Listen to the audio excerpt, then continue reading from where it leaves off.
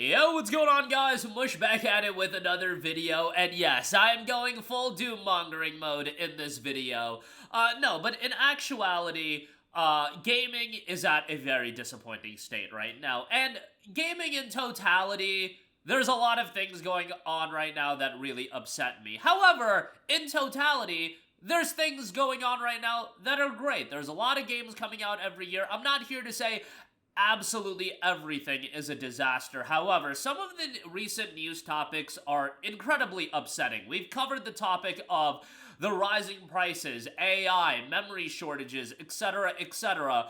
But one of the things that has absolutely infuriated me over the last few years has been a lot of publishers' desperate attempt at chasing the live service bag. And I don't think inherently live service is an issue. I think at times there are games that can make it work. Helldivers 2, Fortnite, of course, and so on and so forth. There are a lot of live service games that are incredibly successful. However, this idea of every developer and every publisher under the sun desperately chasing after the live service model, because we all know what it's about. We know that they want this because they're going for that user engagement, and ultimately they want microtransaction revenue. No longer is $50, $60, $70 enough for your gaming purchases. What they want is you to be almost a slave to the video games you play, in the sense that you are spending 8 hours a day over the course of a year. That level of investment leads to you spending money on those games, leading towards that ceiling being uncapped of,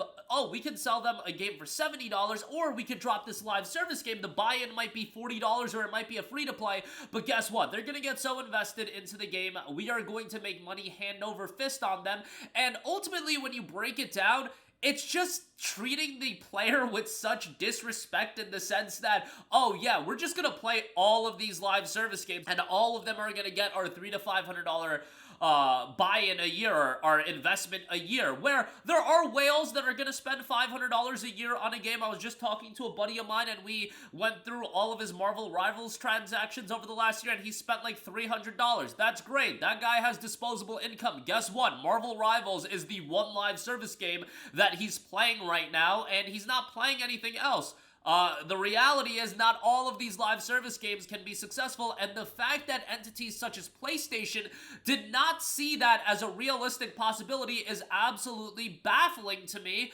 And now we have the most depressing news of them all. PlayStation has shut down Bluepoint Games. Now, it's actually interesting because Bluepoint Games' titles, none of them have dropped on PC. Demon's Souls Remake didn't drop on PC. Shadow of the Colossus Remake, didn't drop on PC. And, unfortunately, the Uncharted Nathan Drake Collection didn't drop on PC. And now I don't know if the Uncharted Nathan Drake Collection will ever drop on PC, which is so depressing to think about as well. But Bluepoint has been one of the standout development studios for PlayStation for a very long time. And actually, PlayStation only acquired them 5 years ago, but again, they dropped Uncharted Nathan Drake Collection. They did SOTC Remake. They did the Demon's Souls Remake. Imagine a studio with that level of consistency and dropping games of that quality only to be axed. And while Bluepoint is not the first one, Microsoft recently axed Tango Gameworks as well. Thankfully, Krafton came in and saved Hi-Fi Rush, which I was so happy about. But in the case of Bluepoint, you're talking about a studio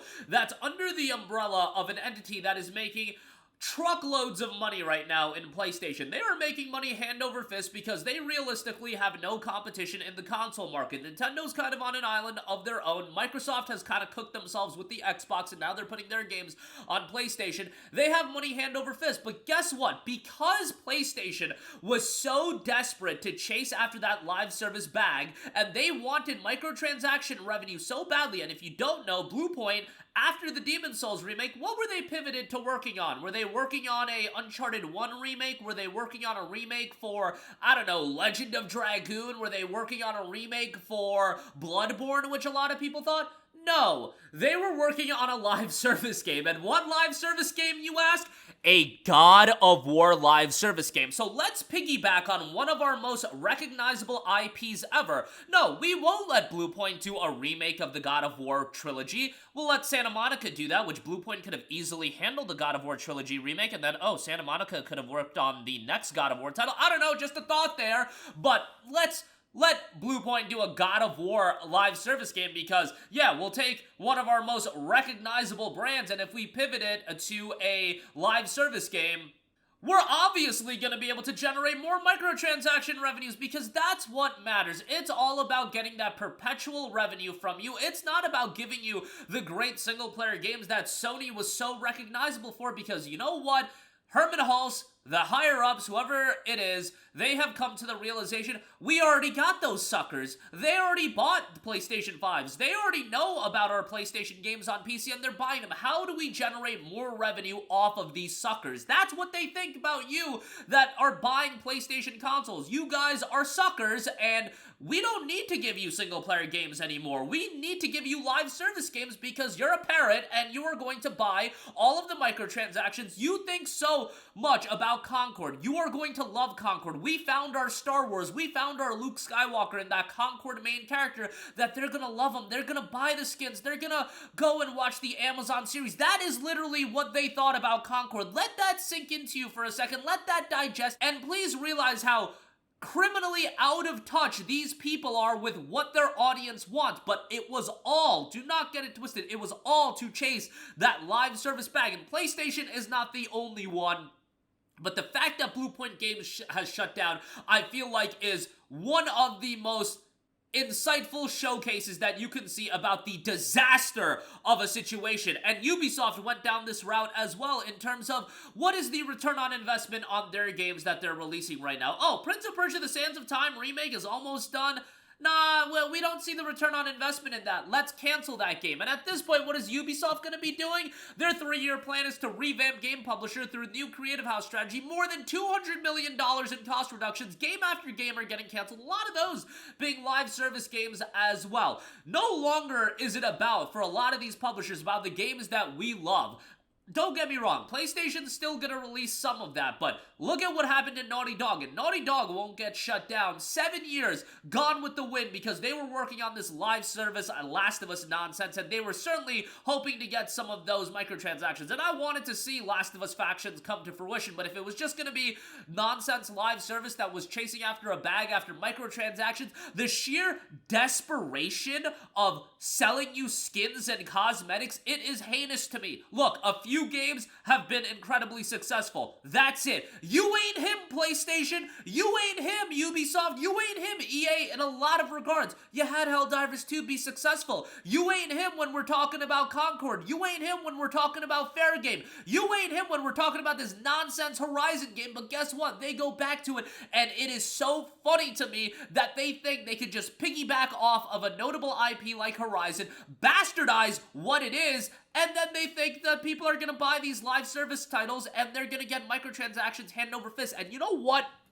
You can tell me that I'm messed up. I want every single live service game that PlayStation puts out, for the most part, to absolutely fail. Look, there's 4 Loop that I actually think looks okay. Helldivers 2 was obviously a great game. I was talking about Helldivers 2 before a lot of other people, and I knew that game was going to be pretty damn good because there's an idea, there's an essence attached to those games. When it's about Guerrilla delaying the next Horizon game to do this nonsense Horizon live service game, when it's about Bluepoint, one of the studios that has been so consistent over the last decade, they're doing nonsense God of War live service titles, and then ultimately it gets canceled.